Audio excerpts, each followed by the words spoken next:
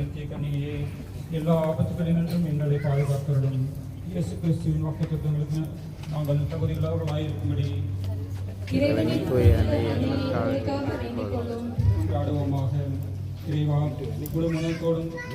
முழுமனத்துடன் உம் திருநாள் பணிந்திருக்கும் இக்குடும்பத்தை பார்த்து இப்பொழுதும் கன்னியான புனித மரியாவுடைய வேண்டுதலினாலே பகைவர் அனைவரின் தாக்குதலிலிருந்து எங்களை மீட்டருளும்.